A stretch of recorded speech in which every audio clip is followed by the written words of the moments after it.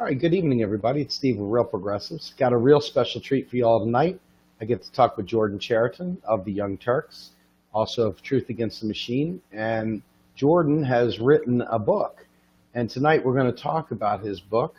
And this book right now, sir, welcome to the show. Jordan, tell us about your book, my friend. What got you started writing this thing? Hey, Steve. Thanks for having me. I actually attempted to start writing when I was in Standing Rock. It was just this kind of horror movie-like thing going on, and I wanted to capture it, but unfortunately, I wasn't able to. Working, 18 hours a day, you're a little tired to write a book.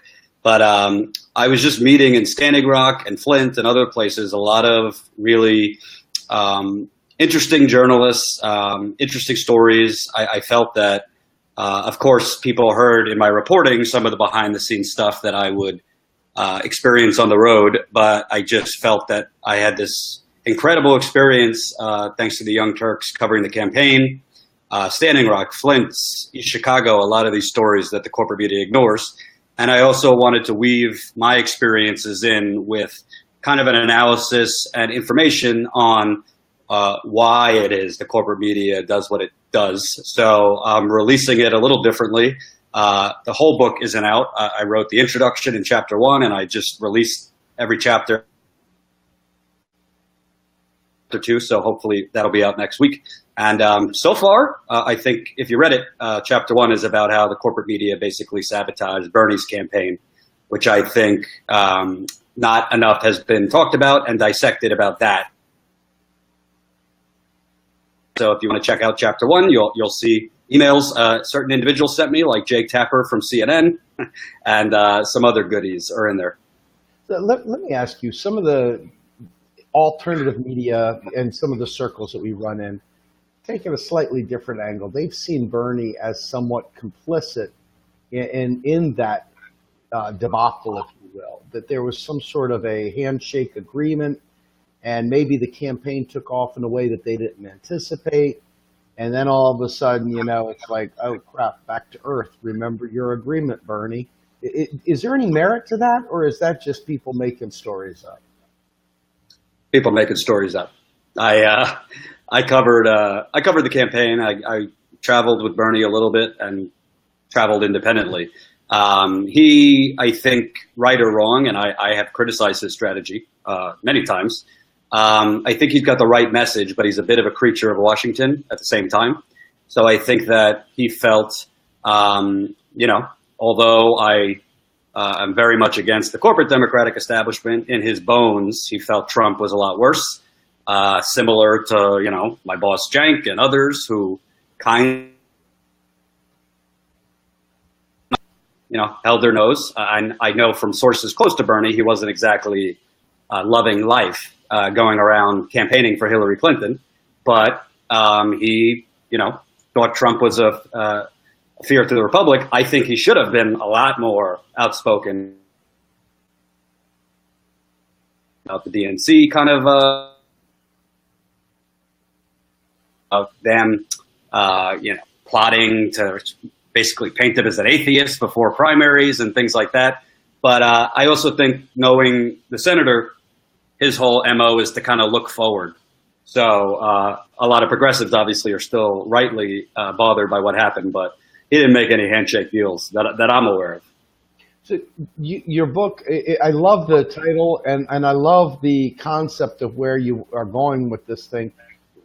As someone in a volunteer level alternative media, asking for donations and so forth here and there, there's a totally different funding model for us small outfits and the mid-size outfits. But what is the corporate media funding model like that allows them to be able to do these things? I mean, what exactly are we talking about there? Have you been able to dig into that at all? Ratio to corporate conglomerates. that is the funding method. I think I covered chapter 2 is on Trump, and I really had a conundrum. How do I make that interesting? Because we all have Trump fatigue. I didn't really cover him that much, which I think was actually a value to offer something different. But I really took the angle of focusing more on how the corporate media welfare capital welfare complex kind of delivered Trump. The one who deregulated the media industry and created these corporate media conglomerates like Comcast owning NBC and Time Warner owning CNN. And that's how you see Bank of America sponsoring Morning Joe. Basically own the people that are supposed to hold the powerful accountable. So CNN, MSNBC, the New York Times, they're not like, begging for quarters on the street. They have the money. They just choose not to spend that money to actually do journalism. It's called infotainment. So Trump tweets something ridiculous at 6 in the morning, and that drives the whole news day. Because if they actually were to, do news and go cover, minority communities being screwed economically, or pipelines like that, they're kind of biting the hand that feeds them, which are the corporate conglomerates, which lobby the federal government for deregulation and tax subsidies and all that. So their funding model is not through people. It's through corporations, through advertisers. There's no coincidence that Morning Joe and cocktail crowd people as pundits, they don't have like me on or a Black Lives Matter activist or something like that, because their bosses and the companies that run those networks don't want those voices on. The Sunday shows are a perfect example. So it's not easy. I mean, I'm doing this book right now. I chose not to do it, not charge an X amount because I wanted everyone to be able to read it. So it's basically all donations. And you make less money that way. But I'm a firm believer, maybe it's corny, that if you do the right thing, the money will come eventually. Excellent. So, Jordan, one of the things I wanted to ask you in specific, as you were at the People's Summit and having had some distance between the campaign and seeing the way that the media has been operating now, what do you see as the primary hurdle for progressives to actually pull together, given the narratives, given the gaslighting, even to this day with the Russian narrative and other things? How do you see progressives being able to weed through the nonsense and be able to just get to truth? I mean, what do you think is the key to that? I think that progressives in general need to focus on who the real enemies are. I think a lot of the stories I cover, whether it's Standing Rock, Flint, all these communities that are being really screwed, there tends to be a lot of infighting.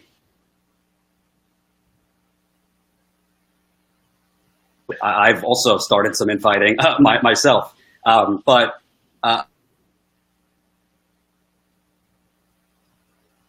journalist, you're kind of in the trenches, and personalities clash, and you start thinking people on your side are really sellouts or the fraud. Pelosi are the ones serving you platitudes and then stabbing you in the back, or Paul Ryan's trying to take your health care. So I think that progressives need to kind of keep the eye on the real prize, because I know a lot of people are frustrated. Bernie didn't win, or, Rob Quist, or these candidates didn't win, but the momentum is just palpable. And People's Summit, for example, the first year, it was a good showing, but it wasn't like the Super Bowl. I mean, this People's Summit was gigantic. From the first year to the second year, it's like night and day. So I think progressives, number one, need to keep their eye on the people really against progress. Of course, you might have personality clashes, whether you're an activist or a journalist or whatever. And the second thing is you got to walk and chew gum at the same time. I mean, you can't just focus on Trump. That's why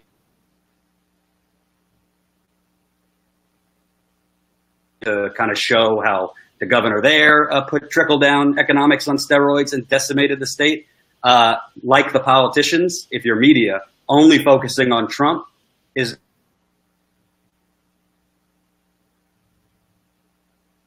get taxes on the wealthy increased, it's just going to make you feel better.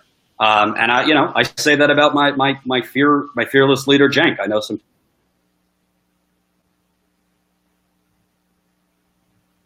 I wish they would cover. So let me. I'm having a little trouble hearing you. You're cutting in and out a little bit, Jordan. Okay. But one of the questions, I guess this does go back to the Young Turks and Cenk. I'm not going to take the sellout narrative. I want to take the narrative of now that the Young Turks has become bigger than it once was. Okay, now that the Young Turks is a household name, if you will. What is it that differentiates the Young Turks from the corporate media? Because obviously, there are obvious overlap there. I mean, you have to have some overlap, because without the overlap, you have no inroads to talking to these necessary people, and they won't even give you 5 minutes. How does the Young Turks, maybe regain some, knock off some of the rust with the progressive community? Because obviously, it's not telling you anything you don't know. How does the Young Turks overcome that, if you will? Is there a way, or is there such a thing as this is just a we don't agree kind of thing? Yeah. Just let me know if my audio is better. Sure.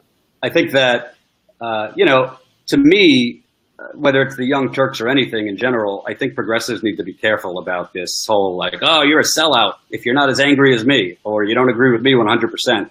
It's kind of like a Fox News mentality. On TYT specific,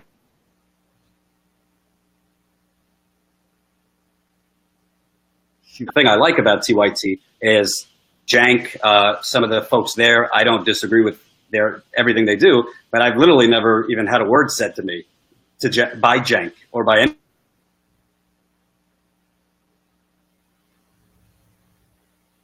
A top video on that. Let me tell you, as somebody who worked in cable news,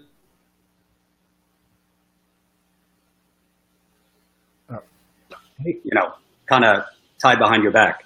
So I think overall, I think Jake's going to say what he's going to say. People on the show are going to have their opinions. I wouldn't want them to, just try to foam at the mouth what people want to hear. If they don't agree or they think we need to focus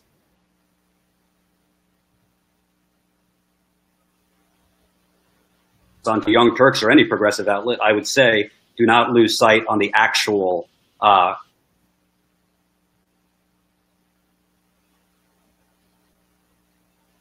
the Young Turks. The bottom line is they need to continue investing in reporting and sending me and others out to tell the stories people are desperate to want to be told, whether it's Standing Rock, Flint, or anything else. So, obviously you have someone in your team in Chelsea Lyons who we've worked with at length. She's doing some really good work out there in Flint right now. Can you talk a little bit about what's going on out there? I know there's some stuff coming up. There's some interesting news coming up. Can you give us an insight into what's going on out there? Yeah, so Chelsea, I met at Standing Rock. She's been at Standing Rock and Flint and other of these water protector camps. And in Flint right now, there's really a galvanizing of both residents in Flint who have been protesting now for 3 years. It's been 3 years since they switched this water and still don't have clean water. And now there is efforts by the state and city of Flint officials to choose a permanent water source. And many residents and activists, including Chelsea, think it's essentially a scheme to privatize the water system. Also, they are taking their sweet-ass time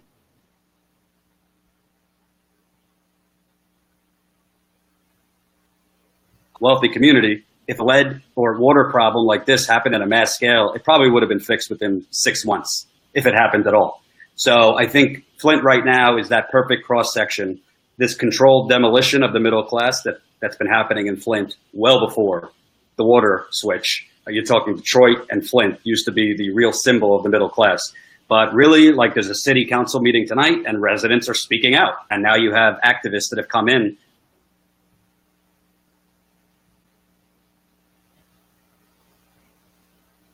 Residents, activists do not stand up and very loudly not let this crap continue going through. Privatization schemes, public officials who caused the poisoning getting raises. Rick Snyder still no charges against him, and he's charging the state of Michigan, Flint residents, for his criminal defense lawyers. This is gonna happen in other places. So I'm very happy what's going on in Flint. I've been there several times recently. I'm going to be going back soon. And it's really a shame because you know what? As the corporate media obsesses over Trump, I think he should have some coverage. He's the president, but no, they complain that we've normalized Trump. Well, they've normalized, the poisoning of American citizens by looking the other way and acting like it's, all better now. So let me ask you, in the vein of health right now, obviously we have a fight on our hands coming up here with the health care bill and so forth. And I'm seeing the Democrats, as usual, knees buckling. They're not fighting for single payer. They're absolutely not championing the people, in my opinion. And, I saw a tweet out there the other day. You said it was pretty good. Basically, slamming them, saying, hey, what's up? And what do you think about the Democrats' lack of willingness to support single-payer health care? Well, I mean, I write about it in the book. It's not that complicated.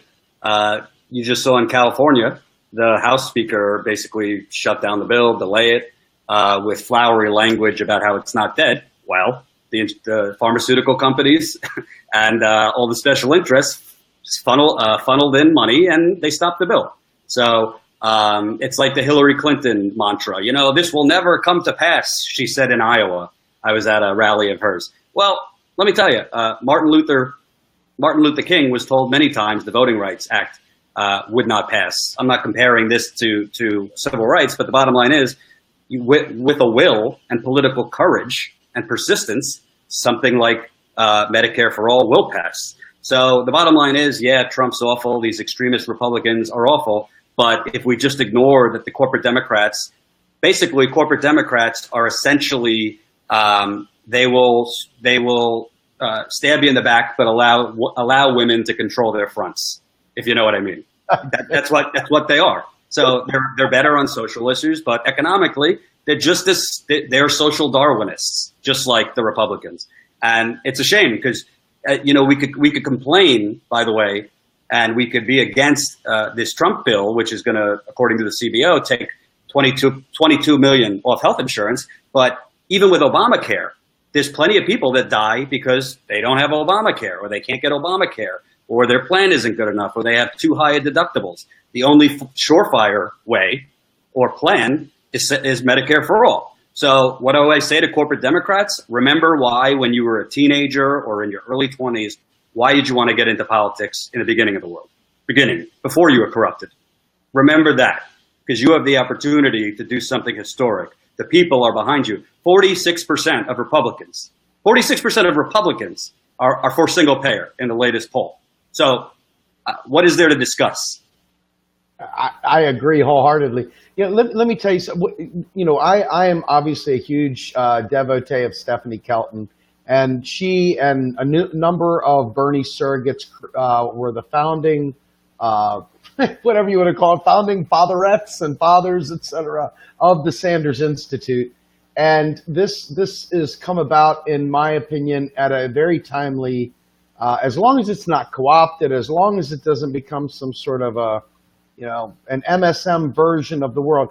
I happen to know that they have the best economist in the world there. There's no one better than Stephanie Kelton. And I happen to believe that they have a very, very well-represented group, very diverse, men, women, African-Americans, and Tulsi Gabbard, of course, is in there, which just really makes for a very robust foreign policy. I mean, this is a great opportunity to really craft what progressive policies could be going forward. Do you smell any sense of corruption there? Is this a real legit institute? Do you see good things coming out of this, or do you have your questions? Are you skeptical?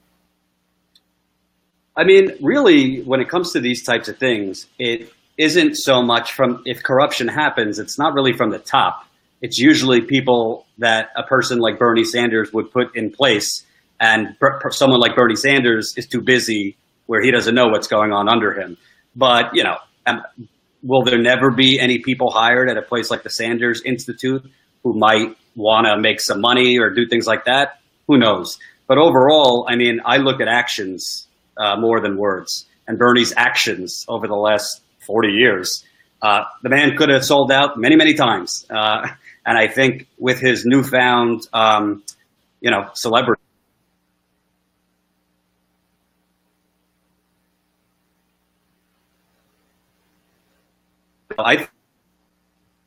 Uh-oh.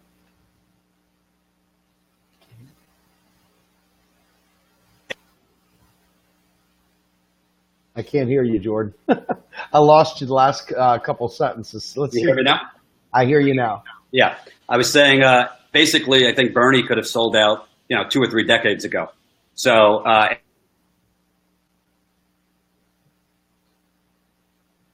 lost you again. how's that? You're back for a moment. Yeah. You're cutting in and out there a little bit, Jordan. But anyway, why don't we go ahead and end on this note here real quickly?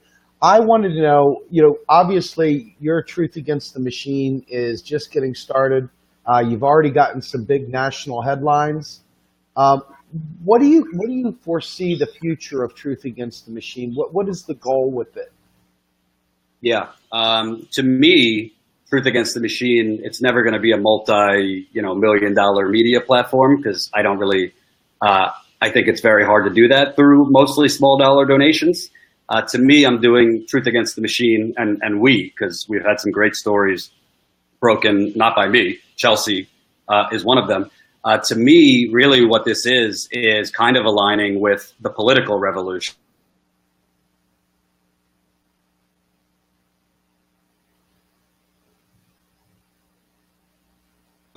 I'm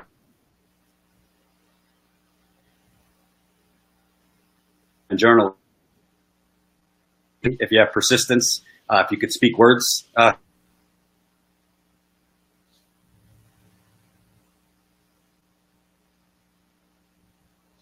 So I can't hear you. Not focused. Can't. Okay. Sorry. No, it's okay. The audio has been cutting in and out. We'll get it right next time. But in any event, it just seems to be kind of going off. I'm going to go ahead and, rather than drag you through this some more, Jordan, we'll go ahead and get you up for the next chapter of your book here soon. We'll bring you back on. Chapter 2 is coming out very soon, correct? When do you expect the chapter? Week. Excellent. Okay, very good. We'll talk soon, Jordan. Thank you so much.